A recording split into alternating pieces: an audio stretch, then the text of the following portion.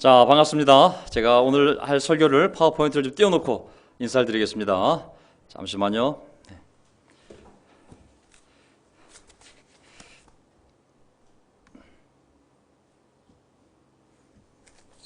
자, 안녕하세요. 안녕하세요. 네, 여러분 많이 놀라셨죠? 국가적으로도 아주 중대한 시기고 또 교회적으로도 중대한 시기이기 때문에 여러 가지 이유에서 머리를 좀 스포츠용으로 적당히 자르고 싶었었는데 아주머니가 농담하다 보니까 어느덧 다 자르고 난 다음에 아주머니도 놀라고 저도 놀라고 그래서 하나님의 뜻이 아닌가, 다시 초심으로 돌아가라는 하나님의 뜻이 아닌가라고 생각을 하고 이 머리를 받아들이고 있습니다. 어쨌든 개인적으로는 시원한 게 어쨌든 좋습니다. 꼭 속세를 떠난 느낌입니다. 아멘. 자, 오늘 너무 기쁘네요. 오늘 1월 26일인가요? 우리가 처음으로 코로나 때문에 이제 최대한 적은 인원만 교회 나오라고 그렇게 한 지 한 6개월 됐는데 그 이후로 오늘 최대 인원이 온 것 같습니다. 한 14, 15분이 오신 것 같은데 너무나 반갑고요. 또 지금 이 상황은 교회가 전체 멤버에게 신앙을 강요하면서 다 나와야 한다고 얘기할 수도 없고 또 다 나오지 말라고 할 수도 없고 각자가 너무 잘하기 때문에 우리 결혼부 형제들이 교대로 와서 예배를 인도해 주시고 그리고 나머지 분들은 각자가 더 잘합니다. 내가 나갈 수 있는 상황인지 나갈 수 없는 상황인지를 잘 판단하셔서 주님 안에서 자유롭게 잘 결정하시기를 바라겠습니다. 자, 오늘 특별한 분들 많이 오셨네요. 우리 또 자매 대표로도 우리 이게 예배가 저만 앞 사람만 중계가 되지 오신 분들이 나오지 않기 때문에 누가 왔는지를 모를 텐데 오늘 무대 올라오신 형제들 말고도 또 우리 각 싱글 대표들이 다 오신 것 같아요. 우리 이수연 자매, 전원이, 또 우리 배수연 자매, 정진희 자매, 그리고 우리 김세희, 그리고 또 우리 오래간만에 우리 형제들 꽉 찬 예배가 아주 꽉 찬 모습인 것 같습니다. 우리 서경수 형제부터 시작을 해서 또 해야죠 이제. 또 우리 미국에서 특별하게 한상우, 우리 명동교회 명예장로, 우리 아들 우리 한주영 군이 아내와 함께 오늘 이렇게 어려운 가운데 예배에 참석을 했습니다. 제 얘기를 들어봤더니 미국에 가서 뿐만 아니라 한국에서 20년 동안의 공부 또 의과대학이다 보니 또 어쨌든 인턴십까지 해서 거의 20년까지 공부를 다 마치고 이제 정식 의사가 되어서 이제 모든 공부로부터 자유로운 상태에서 정식 의사가 되어서 한국에 다시 나오게 된 것 같습니다. 사랑하는 아내 품으로 같이 오게 되었는데 오늘 2주간의 격리 기간이 끝나고 그 힘든 격리 기간이 끝나고 아내와 함께 첫 이 행선지가 교회가 된 것 같습니다. 그 아주 거룩한 발걸음에 우리 모두 축하와 우리 반감. 아이고 아내와 같이 코로나가 무섭긴 무섭네요. 부부도 떨어뜨려 앉게 하네요. 앞뒤로 앉아 계시네. 1.5m 간격되고 반갑습니다. 자, 오늘 저는 편안하게 요즘 상황과 맞물려서 과연 아까 환영 인사하신 우리 오만서 형제께서도 과연 하나님 또 우리 성찬을 나눈 우리 동갑 형제도 과연 이 하나님의 뜻이 무엇일까? 다 지나고 난 다음에 더 정확히 알겠지만 부족한 사람이 지혜이긴 하지만 하나님의 생각과 사람의 생각은 하늘과 땅만큼 동이 서에서 먼 것 같이 그렇게 인간이 감히 헤아릴 수 없다고 말씀하셨는데 그래도 부족하지만 우리가 이해해 보려고 노력하는 가운데 오늘 이 설교를 준비하게 됐습니다. 오늘 제 설교는 온 세상이 다 백신을 얘기하고 있기 때문에 백신의 의미가 무슨 의미인지를 생각해 보며 과연 하나님의 백신, 죄에 대한 하나님의 백신, 그리고 우리 영혼의 면역력에 대해서 한번 제목으로 잡고 설교를 나눠보겠습니다. 하나님이 주신 승리, 영적 생명과 보호. 나중에 이 단어들이 왜 나오는지 아시게 되는데요. 고린도서 15장을 보게 되면 사도 바울이 죽음에 대해서 죽음아 너의 승리가 어디 있느냐, 죽음아 너의 승리가 어디 있느냐고, 이제 예수님을 통하여 새로운 생명이 시작되었다고, 죽음아 너의 독침이 어디 있느냐고, 이제는 예수님의 복으로 말미암아 하나님 주시는 승리로 말미암아 새 생명과 새로운 인생이 시작되었다고. 그래서 오늘은 하나님 주신 승리, 영적 생명과 보호라는 주제를 가지고 말씀을 나눠보도록 하겠습니다. 지금은 다 이해가 안 가도 제 설교 들으면 이해가 됩니다. 자, 시작해 보겠습니다. 하나님이 창조하신 세상, 눈에 보이는 이 물질적인 세상과 또 하나님이 창조하셨지만 눈에 보이지 않는 영적인 세상이 있습니다. 하나는 보이고 하나는 보이지 않지만 창조주가 같기 때문에, 그 설계자와 건축주가 같기 때문에 그 원리는 똑같습니다. 눈에 보이는 세상이 움직여지는 원리와 눈에 보이지 않지만 영적인 세계를 움직이는 하나님의 원리는 창조주 한 분이 똑같이 건축하신 거기 때문에 똑같습니다. 히브리서 8장 4절을 보게 되면 이렇게 하늘의 원리와 땅의 원리를 설명을 해줍니다. 히브리서 8장 4절, 땅에 있는 성전은 구약시대 이스라엘 백성, 하늘에 있는 것들의 모형과 그림자에 지나지 않는다. 하늘에 실체가 있는데 그것의 모형과 그림자처럼 만들어 놓은 것이 바로 땅에 있는 것들이라고 그랬거든요. 밑에 보면 카피, 복사본이라고, 하늘에 있는 것의 복사본을 가지고 땅에 성전을 지은 거라고. 그 섀도우, 실체는 하늘에 있는데 그것의 그림자 같은 것이 바로 이 땅에 있는 것들이라고. 모세가 장막을 세우려고 할 때에 너는 명심하여 내가 산에서 너에게 보여준 그 모형을 따라 모든 것을 만들어라 하고 말씀하신 하나님의 지시를 받은 것입니다. 여기 보면은 두 번째 나오는 모형은 패턴, 하나님 모양이잖아요. 무늬. 하나님이 하늘에 있는 모습을 가지고 내가 보여줄 테니 그 모습대로 만들라고. 지상에 있는 것들은 하늘에 있는 것들의 모형이요, 카피요, 그림자요, 패턴임을 알 수가 있습니다. 이 땅에 벌어지는 일들을 잘 보면 거기 어떤 영적 원리가 있는데 그것을 배우는 것도, 깨닫는 것도 하나의 주신 놀라운 교훈이 아닌가라는 생각이 들어서 오늘 이 백신, 전 세계가 이 단어 백신에 온 77억 인구의 미래가 달리지 않습니까? 한번 같이 풀어보도록 하겠습니다. 백신. 자, 지금 코로나 바이러스 19로부터 살릴 77억의 인구를 살릴 백신을 찾고 있습니다. 전 인류의 최대 관심사가 온 국가의 역량이 이 백신에 집중되어 있습니다.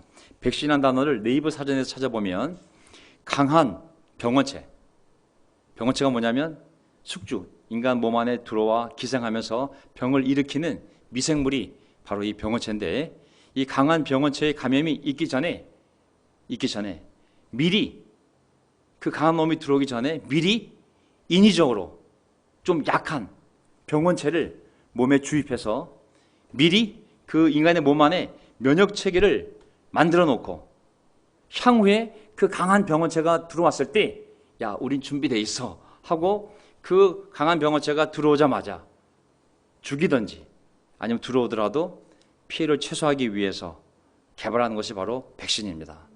이해가 좀 되십니까? 예. 자, 지구상에서 이 백신이 개발된 그 내용을 인터넷에서 조사해 확인해 보니 1세대 백신은 1796년에 천연두가 있고 우두가 있는데, 천연두는 사람들에게 번진 전염병이고 우두는 소에게 번진 이 무서운, 알죠? 마마, 이 곰보 만드는 엄청난 물질을 이용해서 천연두를 치료하는 방법을 제안한 사람으로 알려진 영국의 누보드 젠에 의해서 이루어졌습니다. 우두는 소에게 전염되어진 무서운 전염병, 천연두는 사람에게. 근데 이 천연두를 치료하기 위해서 소에게 퍼졌던 전염병인 이 우두를 이용한 거예요. 백신은 당시 인간에게 퍼졌을 때 사망률이 거의 40%에 달했다고 합니다. 엄청난 거죠. 걸리면 둘 중에 하나가 죽거나 셋 중에 하나 죽는 것이죠. 그래서 이 전염병을 치료하기 위해 이 백신을 개발해야만 됐습니다. 해도 좋고 안 해도 좋고가 아니라 해야만 했어요. 얼마나 절박하냐면 이 병의 심각성을 보면 알 수가 있습니다. 이 천연두가 사람 몸에 들어오게 되면 알잖아요. 물집을 일으키잖아요. 전신에 온몸에, 아이부터 시작해서 너희까지, 그리고 사람의 얼굴에 치명적으로 이게 빠지면 군부가 되잖아요. 이게 사람의 얼굴이 이게 이렇게 되잖아요. 이게 이 병의 심각성을 보게 되면 왜 백신을 절대적으로 개발해야 되는지 이 모습을 보면 알 수가 있습니다. 하나님의 창조한 하나님의 형상을 담은 인간이 이렇게 일그러지고 물집이 생기고 변질되는 거, 이러한 심각성 때문에 백신을 찾아야만 했고 개발해야만 됐던 것이죠. 자, 이 제너는, 이 에드워드 제너는 소를 키우는 사람들이 인간에게는 약한 증상만 일으키는 이 소의 전염병 우두에 노출되면서 오히려 그 소 키우는 사람들이 천연두에, 더 무서운 천연두에 걸리지 않는다는 점에 주목해서 천연두를 전염병 예방하기 위해 미리 소의 전염병인 이 우두를, 그 균을 사람에게 접종한 거죠.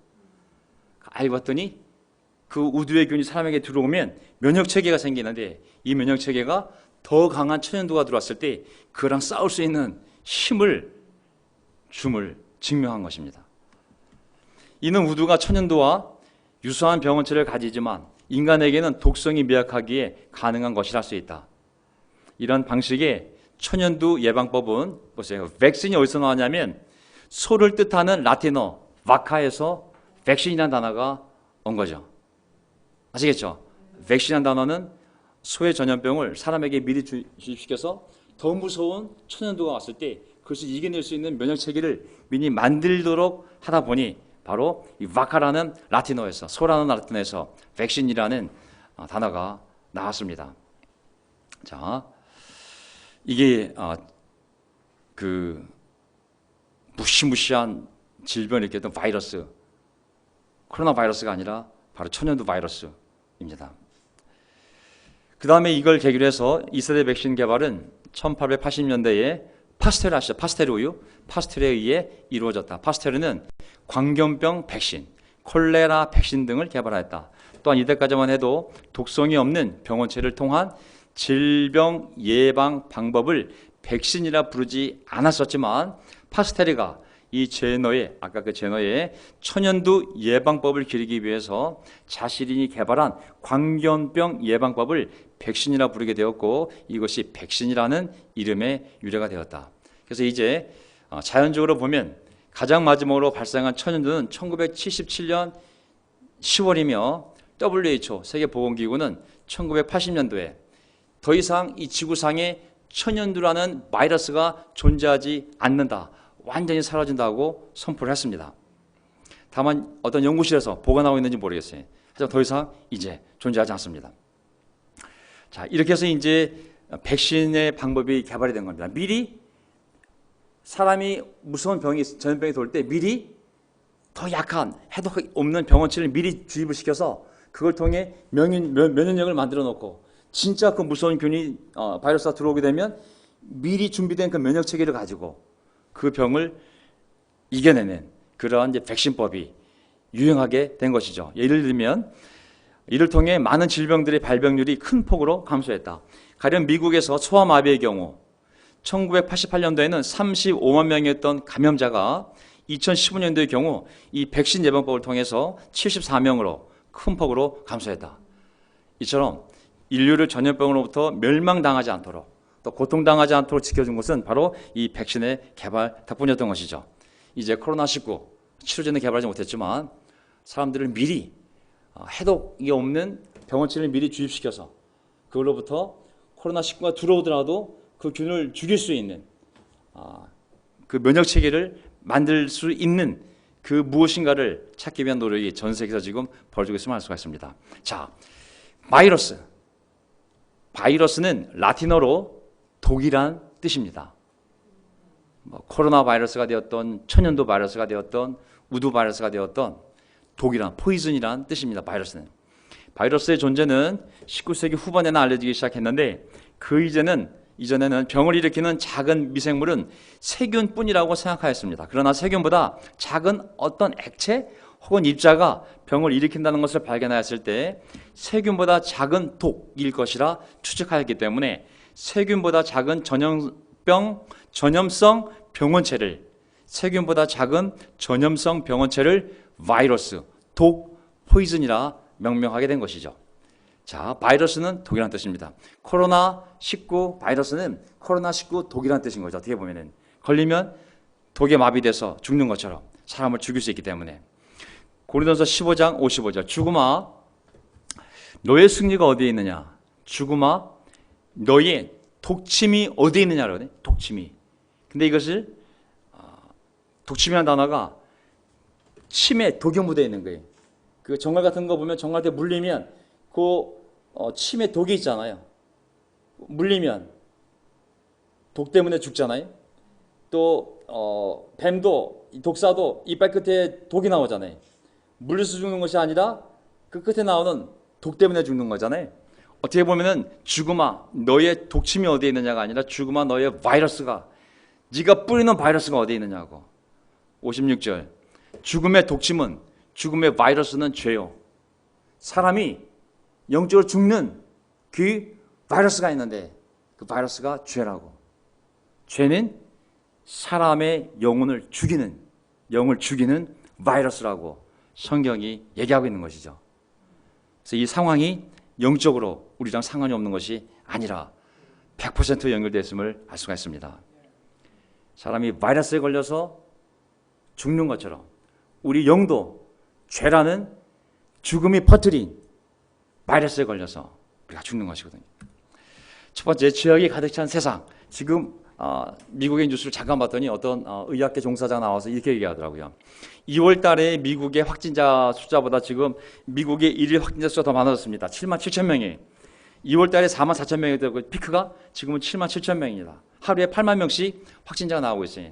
뭐라 그러냐면 여러분 집 밖을 나오지 마시라고. 동네 곳곳에 여러분 가는 어디에도 바이러스가 4월 달보다 지금 4배, 5배 더 많다고 생각하시라고. 더 조심해야 된다고 얘기하더라고요. 그게 뭐 미국 사회적 워낙 심각하니까. 하지만 영적으로 보게 되면 이 세상도 죄악이 정말 집만 나오면 집 안에조차도 죄악이 가득 찬 세상이 바로 우리가 사는 세상입니다.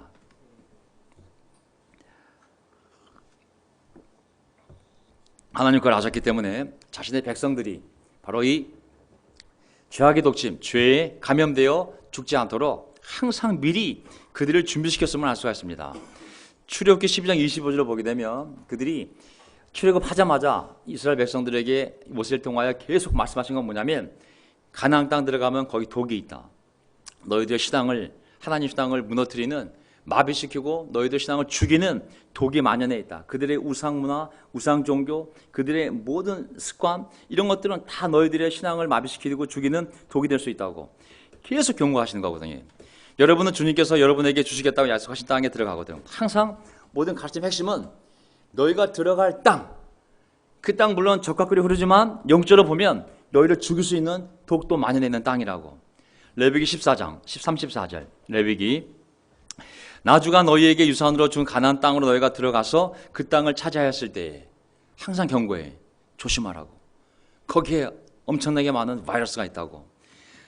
물질적으로 훌륭한 땅이지만 적과 꿀이 흐르는 영적으로 보면 우상 숭배가 들끓는. 그래서 그거를 완전히 수독하지 않으면 재단이고 뭐고 다 드러내고 없애버리고 완전히 갈아서 뒤엎지 않으면 너희가 그 바이러스에 전염될 수 있다고 계속 경고를 하셨습니다. 민수기가 왜 민수기예요? 민수기 넘버스 숫자를 2번 씌웠잖아요. 민수기 첫 장에 마지막 장에 가나안 땅 그 광야에 들어가자마자 한 번 쉬고 광야를 벗어나 가나안 땅 들어가기 전에 한 번 쉬고 2번 쉬었어요. 넘버스 민수기 카운팅 2번 했기 때문에 15장 18절 너는 이스라엘 자손에게 말하라. 첫 번째 카운팅할 때 그들에게 이렇게 말하라. 내가 너희를 데리고 갈 그 땅에 너희가 들어가면 항상 하나님은 그 초점이 어디가 있어요? 그 땅에 바이러스 있다. 죽음의 죄들이 있다고. 조심하라고. 다시 40년 뒤에 가나안 땅 들어가기 바로 직전에 또 얘기합니다. 33절 51절 33장 51절 너는 이스라엘 자손에게 말하라. 그들에게 다음과 같이 이르라. 너희가 요단강을 건너 가나안 땅에 들어가거든. 항상 경고. 바이러스에 대한 경고가 있습니다. 신명기 8장 1절 똑같습니다. 출애굽기, 레위기, 민수기, 신명기 핵심은 뭐냐면 가나안 땅 들어가거든. 조심하라고. 적과 꿀이 흐르는 땅이지만 너희가 영적으로 보면 우상 숭배가 들끓는 너희를 영적으로 죽일 수 있는 바이러스가 독이 죄가 들끓는 땅이라고. 항상 18장 9절 보세요. 그 땅에 들어가거든. 맨 마지막 구절 그곳에 사는 민족들이 하는 역겨운 일들 그 바이러스들을 본받지 말라고. 전염되면 감염되면 너희의 신앙이 죽는다고 경고하시던 것이죠. 그럼에도 불구하고 가나안 땅에 들어가서 처음에는 경계됐지만 그들이 사회적 거리두기를 한 것처럼 참 경계를 잘하지 않았을까 처음에 신앙이 있었을 때. 하지만 우리도 금방 상황이 좋아지면 숫자가 줄어들면 풀어지잖아요. 마찬가지로 그들도 방심했고 결국은 말씀을 떠나게 되었고 하나님의 이 백신의 효력은 사라지고 그 땅이 우상과 거짓 문화에 전염되어 감염이 된 거거든요.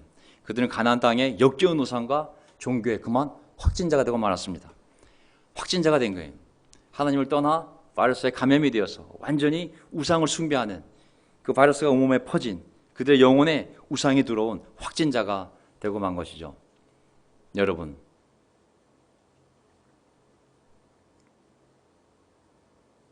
저는 이 코로나 기간 동안에 확 뺀 자가 돼서 좋아요. 네, 어쨌든 이 상황과 상관없이 우리 각자가 노력하게 되지 않았습니까? 이렇게 운동하고. 자, 어쨌든 그들은 확진자가 되었습니다. 마음은 딱딱해지고 죄가 들어가면 마음은 딱딱해지고 코로나가 들어가면 폐가 딱딱해지잖아요. 다 굳어지잖아요. 그 죽는 거 아니겠습니까?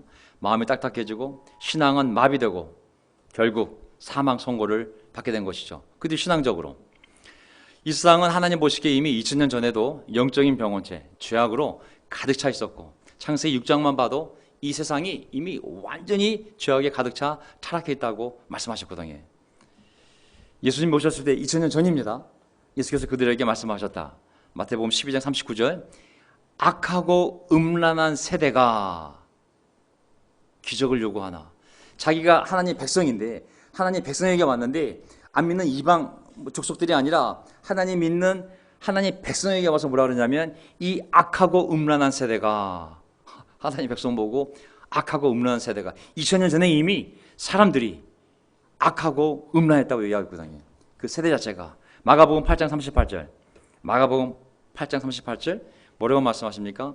음란하고 죄가 많은 이 세대에서 그런 믿음을 가진 사람을 찾아볼 수 있겠느냐고. 이미 2000년 전에 그냥 안 믿는 이방 민족은 그냥 뭐 말할 것도 없고 믿는다고 하는 너희들 가운데서도 이렇게 음란하고 죄가 많은데 사도행전 2장 40절을 보게 되면 이렇게 표현을 하거든요. 베드로는 이 밖에도 많은 말로 증언하고 이 삐뚤어진 세대에서 구원을 받으라고 그들에게 권하였다. 이 삐뚤어진 세대를 공동번역, 카톨릭 번역, 그 다음에 개정개혁을 보게 되면 어떻게 나오냐면 이 패역한, 이 사악한, 이 타락한, 이 삐뚤어진, 이 음란한 세대에서 구원을 받으라고 그들에게 권하였다. 이미 2000년 전에 인류에는 죄라는 바이러스가 완전히 만연되어 있어서 패역한, 사악한, 타락한 세상이라고 이미 성경에 기록되어 있음을 알 수가 있습니다. 그 이후에 교회가 전 세계로 퍼져나갔지만 디모데후서 3장 13절 그런데 악한 사람들과 협작꾼들은 속이기도 하고 속기도 하면서 점점 더 사악해질 것입니다. 세상이 복음이 전파된다 그래서 아름다워지거나 더 영적되는 것이 아니라 그거와 상관없이 소수는 구원받겠지만 이 세상은 믿지 않는 자들은 worse and worse 점점 더 거짓말이 파치면서 악해질 거라고 더 사악해지고 상황이 안 좋아질 거라고. 그러니 2000년이 흘렀으니 지금은 얼마나 세상에 죄가 많아지고 상황이 안 좋아졌겠습니까? 자, 이제 세상에 죄악이 많아졌을 때 바이러스가 넘쳤을 때 사람의 영혼들이 당연히 감염될 수밖에 없거든요. 요즘 보게 되면 그래도 옛날 우리 어머님 세대, 아버님 세대는 아내랑 같이 얘기도 하지만 참 교회에 가는 것이 쉬웠던 세대 같아요. 먹고 살기도 어려웠고 특별히 할 만한 것도 없었어요, 사실은. 그러다 보니 새벽 예배도 매일 나가고 금요 철야 예배도 가고 수요일도 가고 그냥 교회가 삶이 되어서 우리 어머니, 아버님 세대 중에 신앙하는 거 보면 참 고지식하게 정말 그 추운 겨울날 새벽 4시, 5시에 교회 가서 정말 참 글도 모르는 분도 계셨지만 그 정말 신앙 하나로 주님 앞에 나아가 정말 무릎 꿇고 자식을 위해서 나라를 위해서 가족을 위해서 기도했던 거 생각하면 그 세대의 공덕으로 우리가 다 이렇게 살지 않나 싶습니다. 하지만 지금 세대는 이 세상에 죄악도 많고 너무 편리해졌기 때문에 보이지 않는 하나님을 믿고 하나님을 사랑한다는 것은 너무 어렵다는 생각이 들어요. 자기를 사랑하고 쾌락을 사랑하고 돈을 사랑하는 것이 너무 쉬워진 세상이 아닌가 싶습니다. 정말 이렇게 하나님을 믿기가 어려워진 시대에 우리가 살고 있고 그리고 복음을 전해야 될 책임이 우리에게 있는 걸 생각할 때 정말 우리가 결코 쉬운 세대가 아님을 깨닫게 됩니다. 죄악에 확진된 모든 영혼들, 죄에 대하여 사람이 가지고 있는 각자의 양심 체계는 매우 강할까요? 약할까요? 저는 매우 약하다고 생각합니다.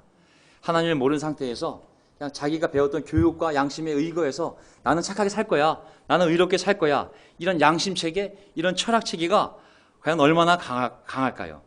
예수님도 말씀하셨지만 성경도 분명히 얘기하고 있지만 이 세대는, 이 세상은 음란하고 죄가 많고 사악하고 폐역하고 뒤틀리고 삐뚤어지고 그리고 타락한 시대라고 하나님이 분명히 얘기했는데, 그 세상 가운데 한 사람이 나는 마스크 안 써도 안 걸려, 나는 바이러스가 들끓어도 나는 어쨌든 안 걸리는 사람이야, 난 양심을 가지고 이 세상 가운데 속에서 죄 안 짓고 아주 의롭게 정말 하나님 모습 깨끗하게 살 수 있는 사람이야 라고 생각한다면 그는 정말 세상을 몰라도 너무 모르는 사람이라고 성경이 얘기하고 있습니다.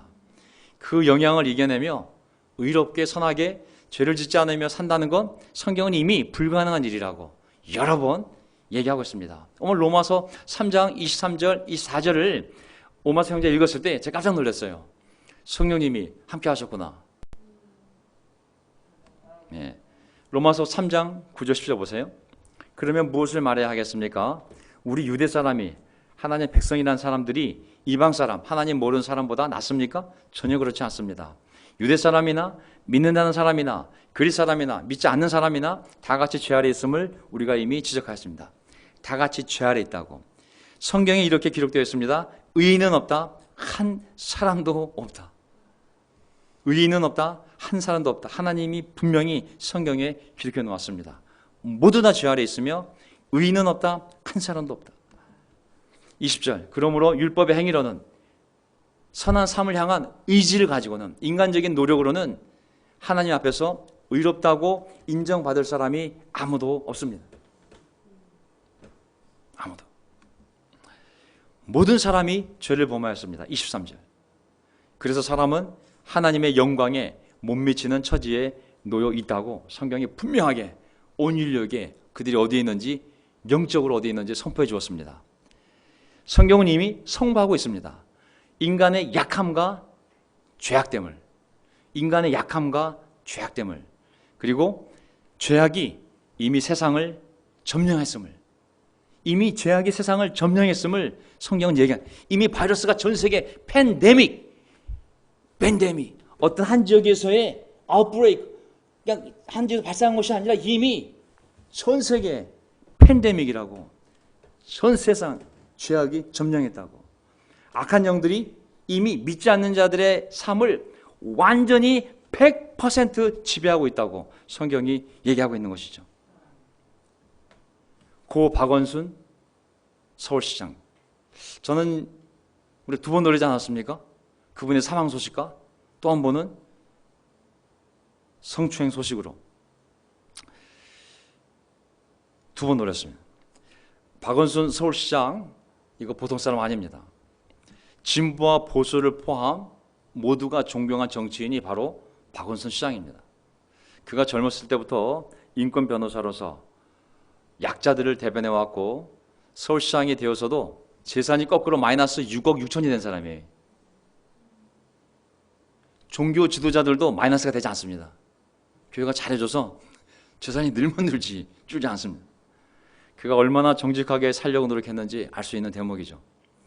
여성들을 포함해서 사회적 약자들을 보호하고 그들의 복지를 증진시키려 노력한 사실은 서울 시민들도 알기 때문에 조선시대 이후에 서울을 다스린, 세 번이나 연임해서 다스린 사람이 유일하게 바로 박원순 시장입니다. 이 일이 가능하려면 첫째, 그의 가족을 희생했어야만 됐습니다. 그 유서를 보면 가족에게 고통만 줬다고 얘기했습니다. 그가 이런 청렴결백한, 자기 양심에 비추어 어긋나지 않은 삶을 살려고 최선을 다하여 가족들까지 희생시키며 살아온 사람이 바로 이 박원순 서울시장이었습니다. 근조. 그러나 그 역시 하나님의 말씀처럼 이 음란하고 폐역한, 이 사악한, 타락한, 이 삐뚤어진 세상에서 한 사람의 도덕체계나 양심, 그 도덕적 노력으로 하나님 앞에서 의롭다고 인정받을 사람이 아무도 없다는 사실을 상징적으로 보여준 안타까운, 너무 슬픈 또 분노를 일으키는 사건이 바로 이 사건이었습니다. 각자의 양심 체계와 확신이 이 약하고 악하고 타락한 세상에서 얼마나 약하고 약한 죄에 대한 면역 체계인지를 깨달아야 됩니다. 아무리 강한 자기 개인의 확신이 있다 할지라도 박원순 시장은 그가 젊었을 때부터 30대부터 시작해서 60대까지 30년을 그 자기 양심을 믿고 선한 자기의 의지를 믿고 살아왔지만 결국 무너지지 않습니까? 죄에 대해서. 악한 영들은 사람들의 죄에 대한 그 약한 개인의 양심 체계를 농락하고 결국 죄를 짓게 만들고 거기에 중독되게 만들고 결국은 마비되면 못 느끼거든요. 4년 동안 마비된 상태 아니겠습니까? 만약에 그 사실이라면 결국 사망에 이르게 함을 할 수가 있습니다. 귀신의 목적은 사망입니다. 영적 사망, 육적 사망. 한 개인이 자기 양심을 믿고 이 악하고 음란하고 삐뚤어지고 폐역하고 이런 세상에서 자기의 선한 삶을 지키겠다? 이미 불가능하다고 성경도 얘기하고 있고 이 사건도 바로 우리에게 보여주는 상징적인 사건인 것이죠. 그렇기 때문에 하나님의 치료와 백신이 필요한 것이거든요. 아멘. 이거 개인이 이게 도덕적 의지를 할 수 있는 것이 절대 아닙니다.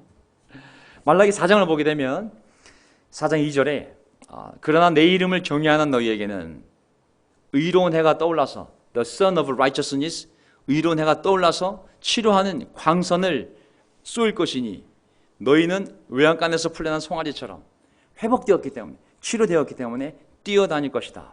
자, 다른 번역을 보게 되면 너희에게는 승리의 태양이 비춰와 너희의 병을 고쳐주리라. 병은 물론 죄겠죠. 이걸 보게 되면 말라기는 구약의 마지막 39권째 책이에요. 예수님 오시기 전에 300년 전쯤에 400년 전쯤에 예언되어진 책입니다. 1절을 보게 되면 무서워요. 1절 내용이 무섭습니다. 거기 보면 끝까지 하나님을 믿지 않는 우상을 섬기는 자들에게 이 교만한 자들, 약한 자들 내가 반드시 너희들을 태워버리겠다고. 하지만 2절 하지만 내 이름을 경외하는 하나님을 믿는 너희에게는 의로운 해가 떠올라서 광선을 쫙 비치는데 그 광선을 쬐인 사람들은 모든 질병이 치료되어서 너무 기뻐서 외양간에서 풀려난 송아지처럼 뛰어다닐 거라고 그 기쁨을 얘기하는 거거든요. 자, 이것은 무엇을 예언하고 있는 거겠습니까? 이제 마태복음부터 시작된 신약에서 보게 되면 빛으로 오신 예수님을 의미하는 거잖아요. 그렇죠? 의의 태양 예수님, 빛으로 오신 예수님, 나는 빛이다라고 말씀하셨잖아요. 모든 인간은 하나님이 필요하고 예수 그리스도가 필요합니다. 아멘. 이 말라기 4장에 나와 있는 것을 그림으로 표현할 수 있다면 제가 그린 것은 당연히 알 테고 많은 그림 속에서 아마 이 그림이 가장 말라기 4장 2절에 나와 있는 의의 태양이 떠올라 너희를 치료하는 광선을 쏠 거라고. 아마 이 그림이 예수님이 우리에게 오셔서 의의 태양으로 오셔서 정말 그의 십자가를 통하여 죄로 인해서 발생한 모든 죄와 병과 그런 고통을 치유해 주신 것이 바로 십자가 사건이기 때문에 아마 이 그림이 상징적으로 가장 맞지 않나 싶습니다. 자, 그래서 아까 로마 3장 24절 뭐라고 그랬어요? 그러나 사람은 그리스도 안에서 얻는 구원으로 말미암아 모두가 죄인이고 모두가 죽을 운명이지만 모두가 죄에 전염이 되어서 감염되어서 고통 가운데 죽음에 가고 있지만 오직 그리스도 예수 안에서만 치료가 가능하기 때문에 예수님 안에서 얻는 구원으로 말미암아 하나님의 은혜로 값없이 의롭다는 선고를 받았습니다. 선고는 뭐겠습니까? 완치 판정 아니겠습니까? 땅땅땅. 모든 죄로부터 음성, 깨끗해졌음, 완치되었음. 저는 병원에 입원됐다가 음압실에 갇혀 있다가 어느 날 그 바이러스가 제로 상태에서 너 완치되었다고 집으로 돌아왔을 때 그 사람의 발걸음이 외양간에서 풀려난 송아지 같지 않겠습니까? 아이고야 이제 살았다. 우리가 제가 용서되는 것도 이렇게 표현할 수 있는 것이죠. 고린도서 15장을 보게 되면 아까 하나님의 승리라는 표현을 제가 제목에 썼는데 그러나 우리 주 예수 그리스도를 통하여 우리에게 승리를 주신 하나님께 우리는 감사를 드립니다. 죽음의 승리가 있어요. 하나님 주는 승리가 있고 죽음의 승리는 뭐예요? 마귀가 쏘는 독침, 독침이 바로 독이 묻은 침인데 그게 죄예요. 그걸 쐈을 때 사람들이 죄를 지은 말미암아 그 죄가 그 영혼 안에 퍼지면서 결국은 죽게 돼 있잖아요. 하지만 그리스도를 통하여 모든 독을 다 제거해 주시고 모든 죄를 다 제거해 주시고 우리에게 새로운 삶, 새로운 생명, 완치라는 승리를 주셨잖아요. 그게 하나님이 우리에게 주신 승리라는 거예요. 그것에 대해서 나는 감사하다고. 아멘. 감사해야 되지 않겠습니까? 죽음의 독침인 죄로 감염되어 죽었던 우리 영을 다시 살려주시고 완치해 주시고 죄의 전염으로부터 우리에게 강력한 영적 면역 체계를 만들어 주셔서 영적 보호막을 2중, 3중으로 제거해 주셔서 우리가 다시 살아난 이 생명을 다시 죄악으로 말미암아 죽지 않게 하시고 이 생명을 가지고 영원히 하나님 나라 안에 올 수 있도록 영적 면역 체계를 우리 안에 만들어 주셨잖아요. 완치만 되면 뭐예요? 다시 나오잖아요. 2, 3개월 되면 항체가 사라지고 다시 감염될 수 있다고. 백신이 만들어져도 백신 효과가 얼마나 갈지 아무도 모른다고. 하지만 하나님이 주신 이 완치와 하나님 우리 안에 주신 영적인 면역 체계는 2, 3개월짜리, 2년, 3년짜리가 아니라 천국에 갈 때까지 영원한 것이거든요. 세상에 코로나 바이러스가 영원히 잘못하면 함께 할 수 있듯이 세상도 우리가 완치가 되었어도 구원받았어도 죄는 사라지지 않았습니다. 예수님 오실 때 정말 이 죄가 사라지는 거거든요. 지구와 함께, 이 육신과 함께.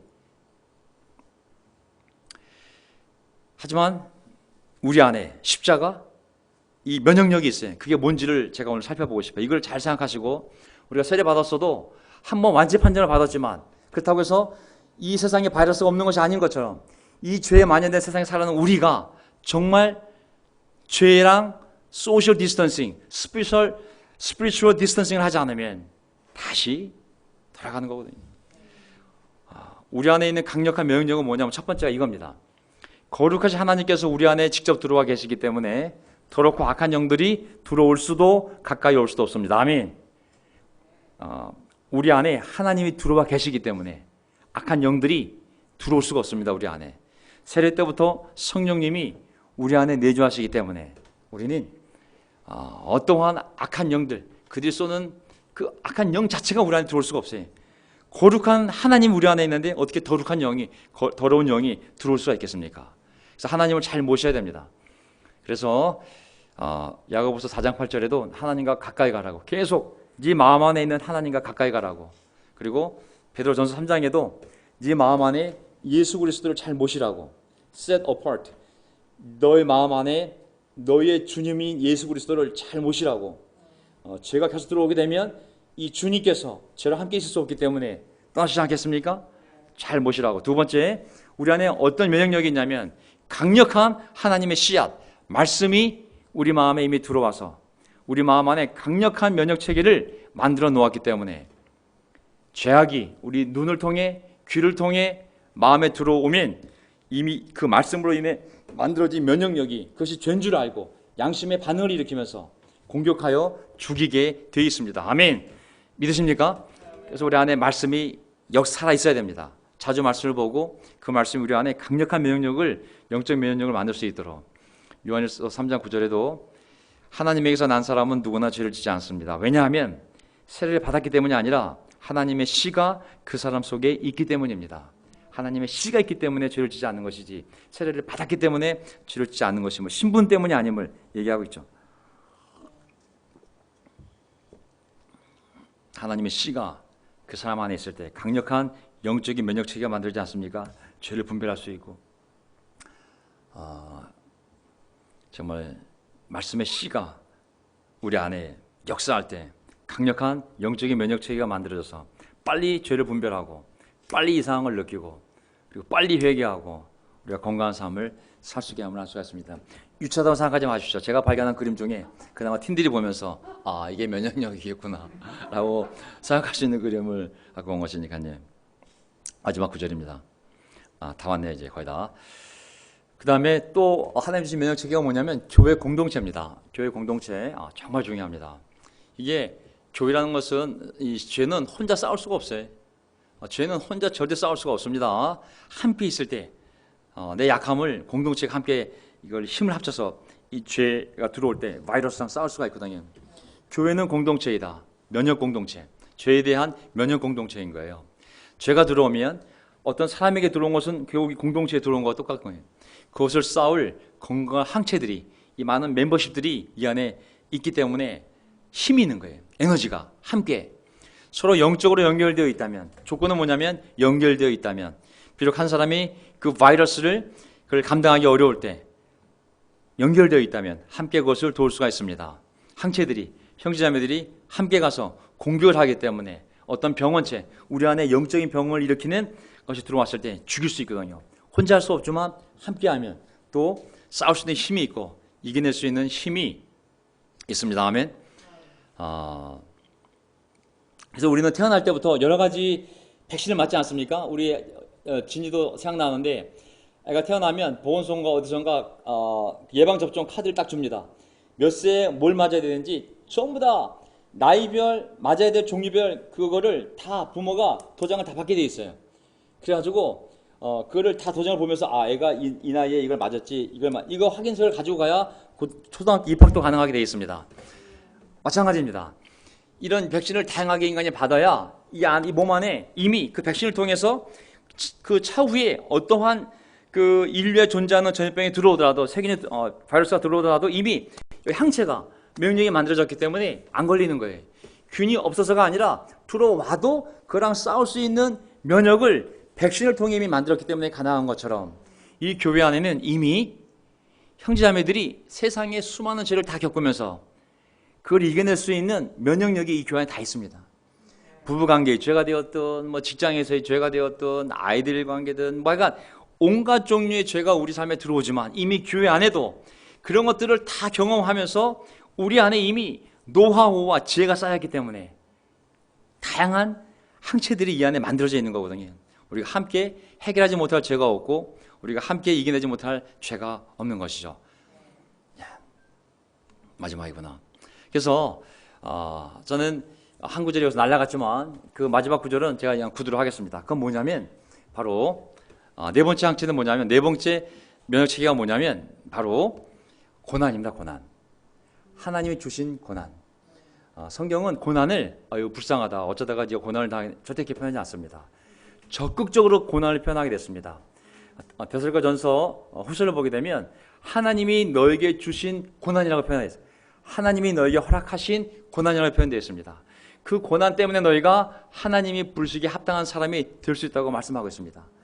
고난은 우리가 억울하게 당하는 고난이 아니라 하나님 보시기에 미리 앞으로 더 큰 고난이 올 텐데 내가 미리 유익한 고난을 너에게 줄게. 네가 견뎌내면 네 몸 안에 항체가 만들어져.